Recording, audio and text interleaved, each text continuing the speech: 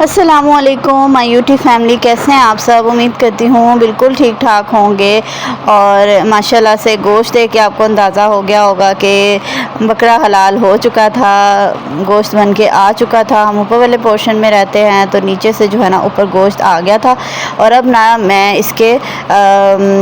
حصے بنا رہی تھی، یعنی کہ جس کو دینے ہیں اپنا حصہ الگ کر رہی تھی، اور یہ ساری چیزیں چل رہی تھی۔ اچھا، گوشت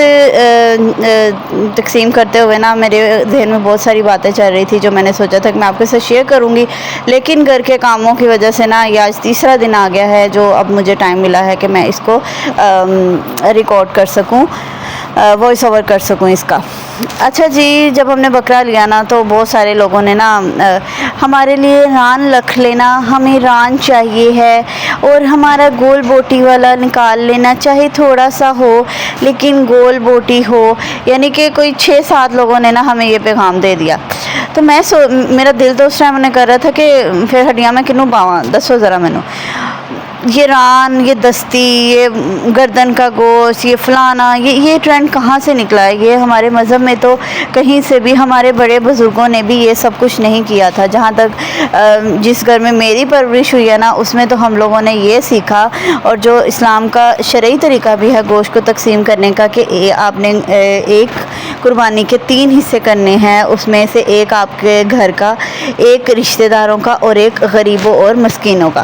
ٹھیک ہے؟ 3 حصے ہوتے تھے۔ میری مما مرحومہ جو ہے وہ اس طرح کرتی تھی، یعنی کہ ان کے بڑے، ان کے سسر، ان کے ہسبینڈ، سب لوگوں نے جس طرح ان کو بتایا، اور میرے خیال میں ہمارے نانا ابو نے بھی شاید اسی طرح ہی کرتے ہوں گے کہ جی یہ حصے ہوتے ہیں اور اس طرح سے آپ نے باندھ دینا ہے۔ اس میں کبھی بھی میں نے اپنی مما کو یہ نہیں دیکھا تھا کہ انہوں نے گول بوٹی کا جو ہے نا وہ الگ کر لیا ہے، اور جو ران ہے وہ الگ کر لی ہے، تو دستی جو ہے نا وہ الگ کر لی ہے، یہ ران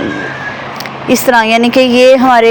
اس طرح سے آپ کی قربانی قبول نہیں ہوگی۔ یہ کلیئرلی بتا دیا گیا ہے، آپ نے قربانی اللہ کے لیے کرنی ہے، لوگوں کو راضی کرنے کے لیے نہیں کرنی۔ لوگوں کو تو آپ پورا بکرا بھی ان کے گھر باندھ کے آ جائیں گے نا تو انہوں نے کہنا لے وڈے آئے دکھاوا کرنے والے نا، تو یعنی کہ کسی حال میں بھی آپ لوگوں کو خوش نہیں کر سکتے۔ اللہ کو خوش کرنا بہت آسان ہے، اور وہ صرف اسی طرح ہے کہ اللہ کے احکام کی پیروی کی جائے۔ میرے بہت سارے جاننے والوں میں یہ ٹرینڈ بہت چل چکا ہے جی۔ میں نے تو نا 4-5 پیس کروائے، بڑے بڑے، 2 رانے ہو گئیں، 2 دستیاں ہو گئیں، ایک گردن کا پیس ہو گیا، پائے ہو گئے، یہ ران جو ہے نا میں نے بڑے بھائی کو بھجوا دی، دستی جو ہے نا میں نے چھوٹی نند کو بھجوا دی، ایک ران جو ہے نا میں نے اپنی بیٹی کے سسرال میں بھجوا دی، اور اگر رشتہ ہو رہا ہے نا، یعنی کہ بیٹے کا رشتہ کیا ہوا ہے، تو ایک ران جو ہے نا آپ نے ادھر بھجوانی ہے، ہر صورت بھجوانی ہے۔ اگر آپ نہیں بھجوائیں گے نا تو آپ کی تو عزت میں فرق آ جائے گا۔ یعنی کہ اتنی ٹاکسیکٹی لے کے جو ہے نا یہ قربانی کو بھی لوگوں نے پھیلائی ہوئی ہے کہ قربانی کرنا بھی اپنے لیے تو جو مشکلات پیدا کر رہے ہیں لوگ کر رہے ہیں، دوسرے کے لیے بھی پیدا کی ہوتی ہیں، تو خدا را یہ کوئی طریقہ نہیں ہوتا۔ اور پھر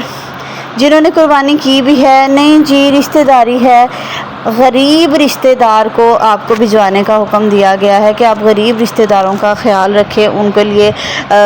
گوشت نکالیں، ان کو بھیجیں۔ یہ کیا ٹرینڈ ہے بھئی؟ جنہوں نے قربانی کی بھی ہے ان کے گھر بھی آپ رانے بھیج رہے ہیں، تو یعنی کہ یہ تو وہی بات ہو گئی نا کہ رجے نو رجائی جاؤ، تسی تے بھکھیاں دا تانوں کوئی خیال نہیں۔ پھر جو فریج اپنی بھی آپ لوگوں نے بھر لینی ہے، یہ قیمے کا گوشت ہے، یہ تو فلانے کا گوشت ہے۔ ہاں، اگر تو آپ سارا سال، آپ کی توفیق اتنی نہیں ہے کہ آپ سارا سال نہیں کھا سکتے، تو پھر بھی اللہ تعالیٰ نے ایک حصہ آپ کے لیے مختص کیا ہے کہ آپ ایک حصہ اپنے لیے رکھیں، اور باقی جو ہے نا وہ غریبوں میں اور ایک جو ہے رشتہ داروں میں تقسیم کر لیں۔ تو خدا را اس طرح کے جو کام ہے نا یہ رانوں اور دستیوں والے، ان سے نکل آئے، اور اللہ کے احکام کے مطابق قربانی کریں۔ آپ اللہ تعالیٰ کو راضی کرنے کے لیے قربانی کریں۔ اگر آپ کا 1% بھی اس میں یہ ہے نا کہ لوگ کہیں گے ماشاء اللہ اس نے تو بڑی اچھی قربانی، تو آپ یاد رکھیں آپ کی قربانی قبول نہیں ہوگی۔